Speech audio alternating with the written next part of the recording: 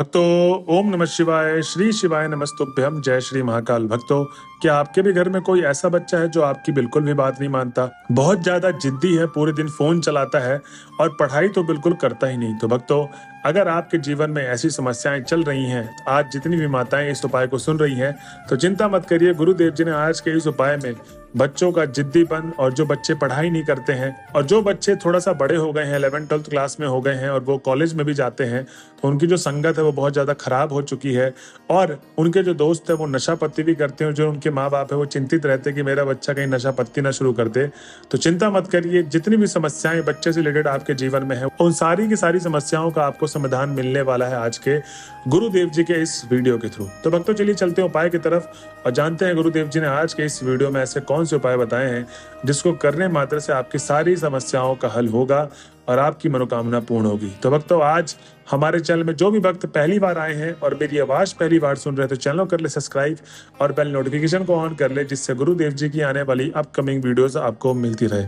तो भक्तों, सबसे पहले तो उपाय में गुरुदेव जी बताते हैं कि ये उपाय करना कब है। जो पहला उपाय है वो सोमवार के दिन करना है। किस दिन?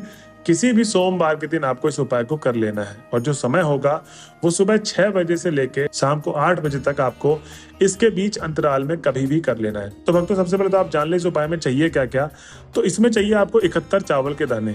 ठीक, अब जो कहीं से टूटे फूटे खंडित ना हो, ऐसे आपको 71 चावल के दाने रख लेना है। उसके बाद आपको चाहिए 5 समी पत्र।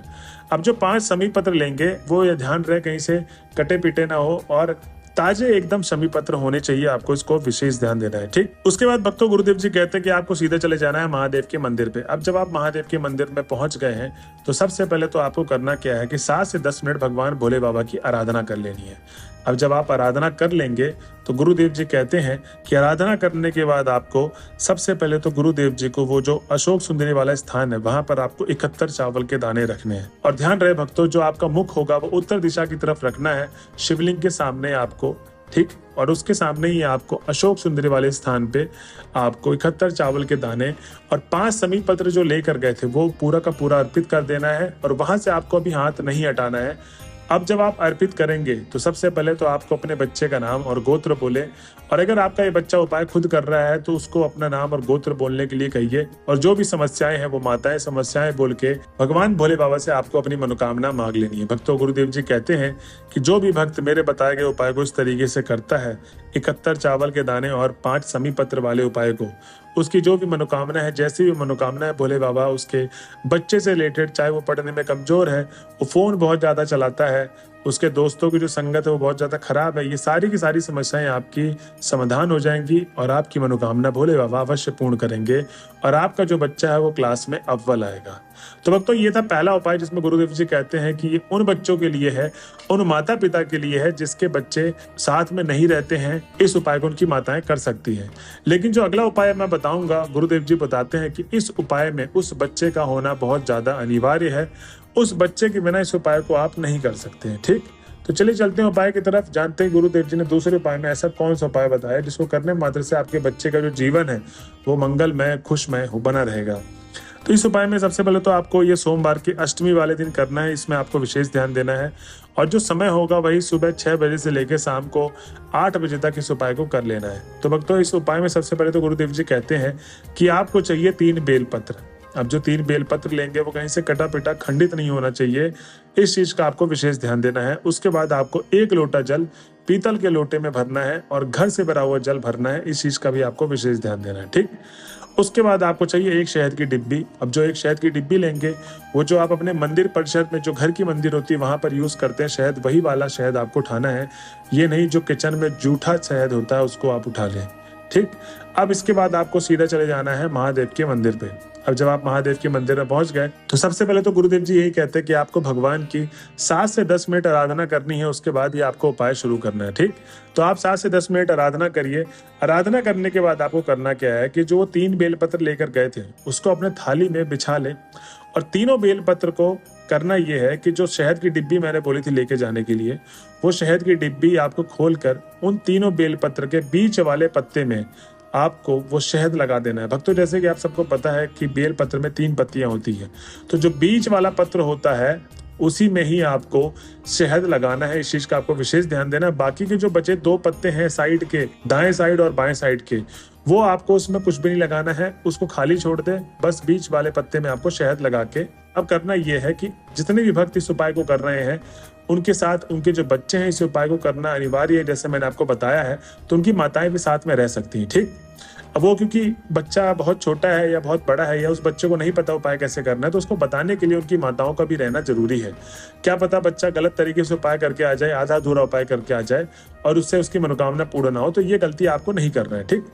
अब जो उनकी माताएं होंगी अपने बच्चे को और वो खुद भी उत्तर दिशा की तरफ मुख कर ले और शिवलिंग के सामने खड़े हो जाए।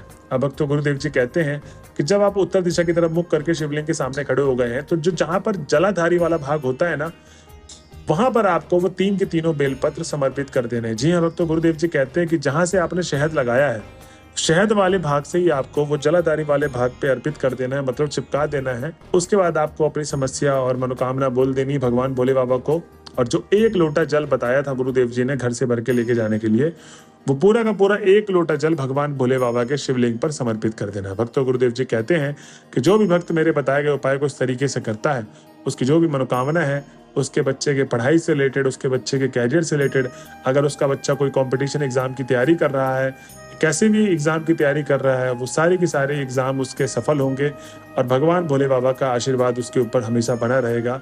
तो भक्तों, ये थे 2 उपाय। अब हम चलते हैं अपने अंतिम उपाय में, जिसमें गुरुदेव जी कहते हैं कि ये उपाय आपको कब करना है? प्रदोष काल के दिन। जी हाँ भक्तों, इसमें गुरुदेव जी कहते हैं कि आपको करना क्या है कि इसमें चाहिए आपको 5 कनेर के फूल। अब जो 5 कनेर के फूल होंगे वो आपको शिवलिंग के अलग अलग भाग पे चढ़ाना है, ठीक, अलग अलग भाग पे अर्पित करना है।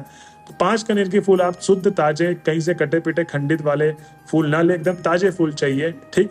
अब वो लेके सीधा चले जाए आप शिव जी के मंदिर पे। अब जब आप महादेव के मंदिर में पहुंच गए तो सबसे पहले गुरुदेव जी कहते हैं कि आपको 7 से 10 मिनट भगवान भोले बाबा की आराधना करनी है। अब जब आप आराधना कर लेंगे तो उसके बाद आपको करना ये है कि जो 5 कनेर के फूल लेके गए थे शिवलिंग पर, 5 अलग अलग जगह अर्पित करना है। तो जो मैं आपको सबसे पहले स्थान बताऊंगा, फिर दूसरे नंबर में, तीसरे नंबर में, ऐसे क्रमांक वाइज आपको भी करना है, ठीक।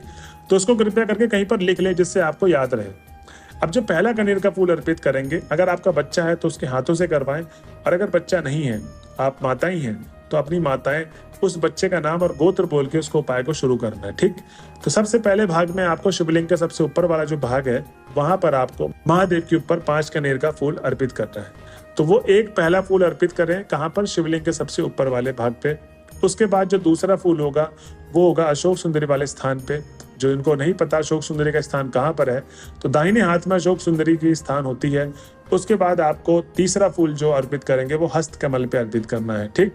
उसके बाद जो चौथा फूल अर्पित करेंगे वो करेंगे गणेश जी पे। अब जिनको गणेश जी का स्थान नहीं पता, वो बाएं हाथ में होता है। जैसे दाएं हाथ में अशोक सुंदरी, ऐसे ही बाएं हाथ में उनके अपोजिट गणेश जी विराजमान होते हैं।